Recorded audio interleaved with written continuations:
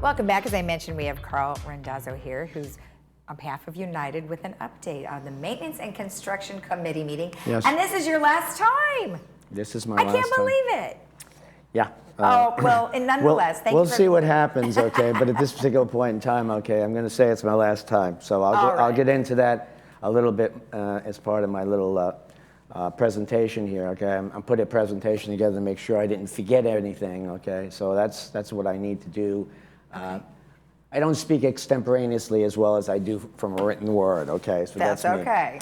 So anyway, we had the Mnc Committee Meeting on August 25th.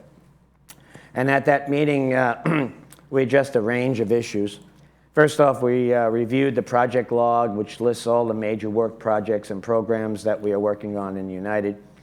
This is in addition to the day-to-day maintenance activities. At the meeting, we went through a thorough review of these items since I felt it was important that we have a snapshot at the end of the board year, which is coming up in October, since the new board will be seated in October, and this was going to be my last MNC meeting as a member of the United Board and as the chair of the United MNC Committee. Mm-hmm. But I will provide more on that later. Getting back to the project log, we reviewed the following activities. Item 1, change out of the Pushmatic electrical panels. This is a long-term project that is being funded over a 10-year period to change out 2,750 Pushmatic brand electric panels to a different design and manufacturer. Mm-hmm. Pushmatic breakers are operated, as the name implies, by pushing in on the breaker. The circuit breakers that we are changing to are just like your electric light switches on the wall. They toggle back and forth from left to right within the circuit breaker panel. Mm-hmm. These are the type of breakers that are used today. This change out is being done because the Pushmatic breakers have been found to be not as reliable as the toggle type breakers. This year we're on schedule to change out approximately 275 of these breaker panels. Mm-hmm. Mm-hmm. Item 2 was the prior to paint and paint program. We are currently in a 15-year cycle to paint the outside of a building. We just recently changed to a 15-year cycle from a 10-year cycle in order to save money. Mm-hmm. It was proven based on warranties received from the paint company and with prior to paint protocols in place that we have put into place that we could increase our durations to 15 years and thus achieve our goal of saving money. The prior to paint program works in tandem with the paint program by repairing structures before we just paint over a problem. Mm. We are on track to complete all the buildings that are scheduled to paint this year. Can I ask you something about the paint that you're using? Is the paint, is it an upgraded kind of paint so it does last longer? No, it was the same paint. The only thing right now is when the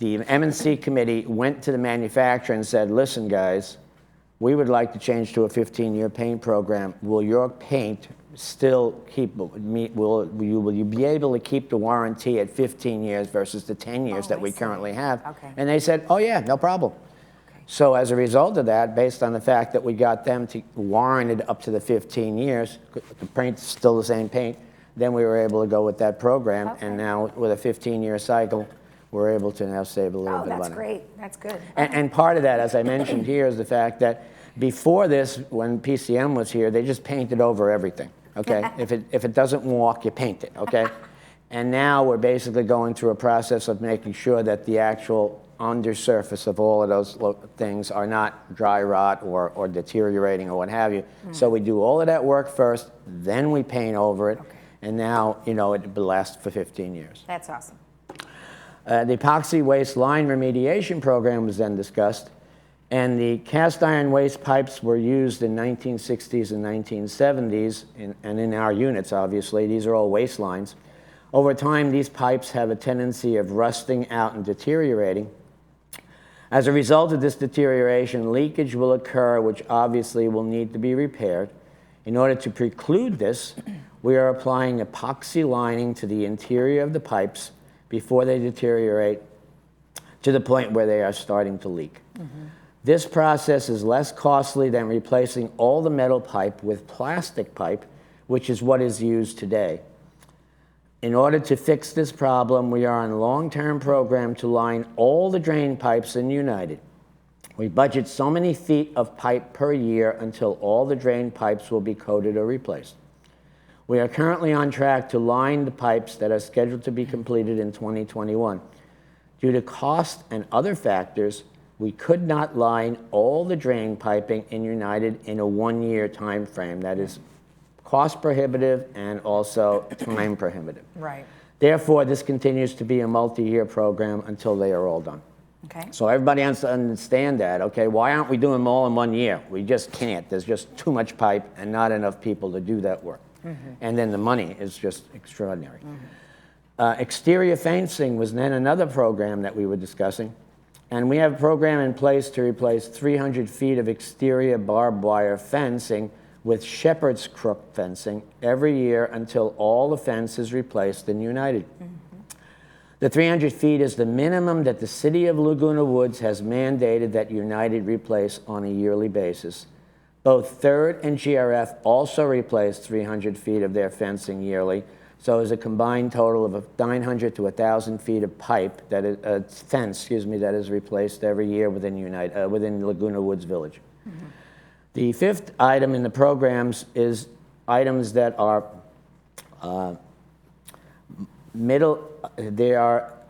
these particular programs are the foundation repair program, the walkway lighting program, and the building structure program. These programs are performed on an as-needed basis, and budgets are provided yearly based on what we anticipate the needs to be in the following year.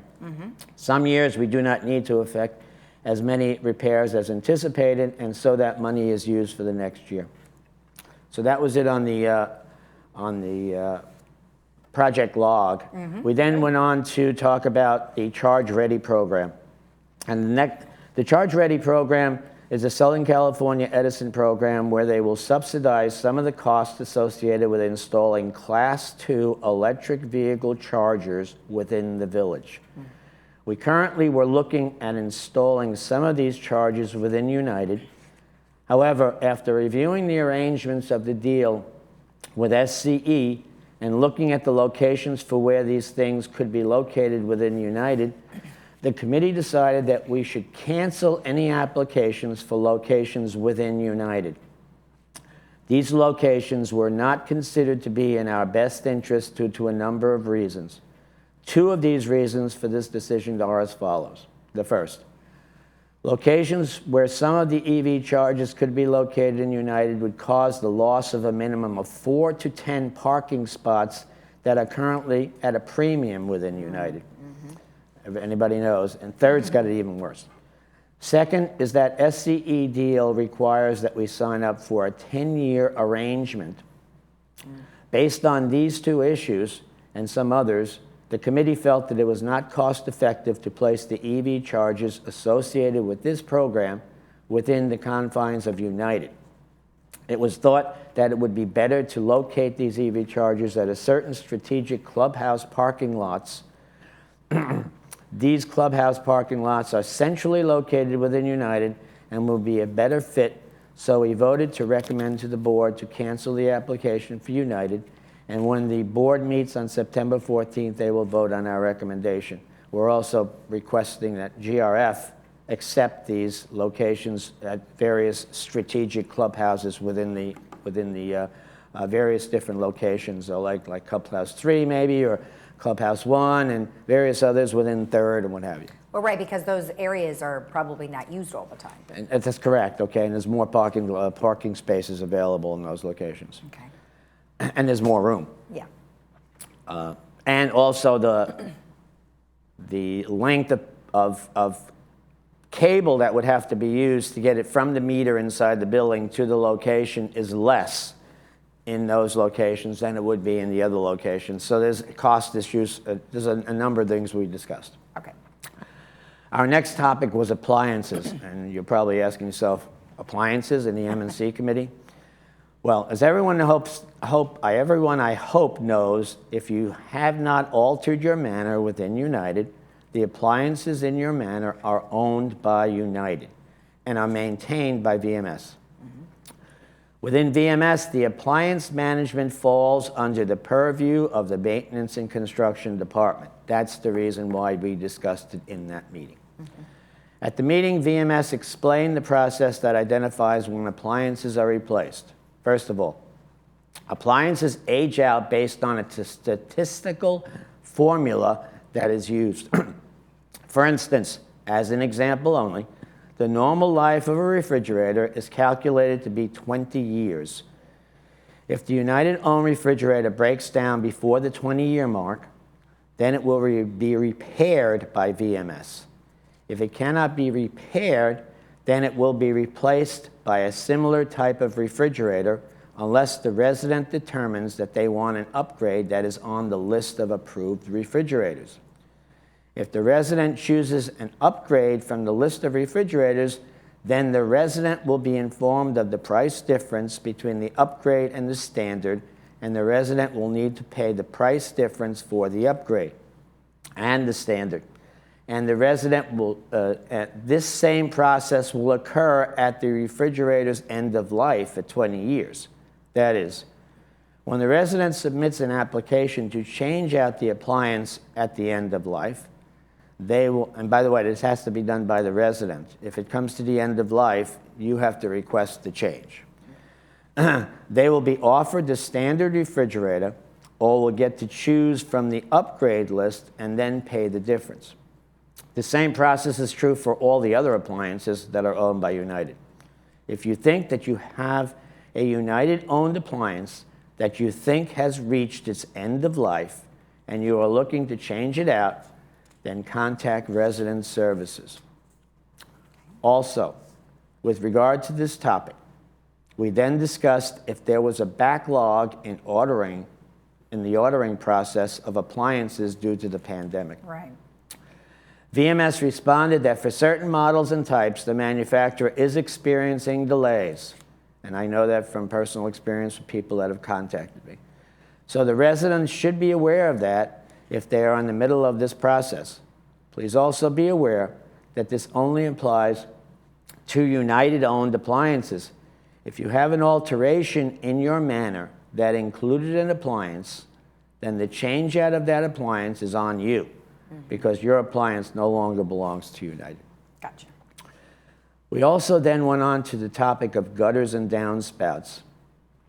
And it was pointed out that in next year's budget, we are going to try to prioritize the change out of the gutters and downspouts on Seville models. If anybody looks at a Seville, you'll see that the roofs on the Sevilles are substantial. There's a large surface area. And as a result of that, when rain falls down, they go into these tiny little gutters and they gush out. The Seville has a large surface area roof, and the gutters that are currently installed on these roofs are undersized for a major rain event. As of now, the Sevilles will have the priority for gutter change out next year. Okay. As I addressed in my opening remarks, this was my last Mnc meeting as a member of the United's Board of Directors. At this October's United Board meeting, they will be sitting the new United Board members, and I have chosen not to stand for election for various reasons. At this time, since this will be my last time on TV6 as the chair of the United Mnc Committee, I would take, and by the way, Elsie did the same thing, and then all of a sudden she wound up here next week, but we'll see what happens. At this time, since this will be my last time on TV6 as the chair of the United Mnc Committee, I would like to make the following comments. I have been a part of the United Board and Mnc Committee for 3.5 years. It has been an honor to serve this community, and now it is time for someone else to take on this role. In all that time, I have tried to use my experience as an engineer and a project manager to provide my insights to the VMS Mnc department to make things better and find less costly ways to address the way we do business. I feel that I have helped and hope that the next person can do the same. I wish the next board all the best. Now, as a public service announcement, please be aware that the next Mnc meeting is scheduled for October 27th at 9:30. Please come and join the meeting and get involved. I may not be there, and not as the chair anyway, complaining without doing something to help is not really a good philosophy. Remember the old adage, if you are not part of the solution, then you are part of the problem. And I believe that you should try to be part of the solution. Thank you for your time. Yeah, well, that certainly is well said. So, thank you. It's always been a joy, but like you said, Elsie said she was leaving too, and she came right back. So you might just come right back. You never know. Exactly. But thank you so much for the information. You're welcome. And thank everybody for the time that I've been able to serve on the board. All right, thank you. You're welcome. All right, when we come back, we will have some general announcements of what's going on here in the community, so stick around.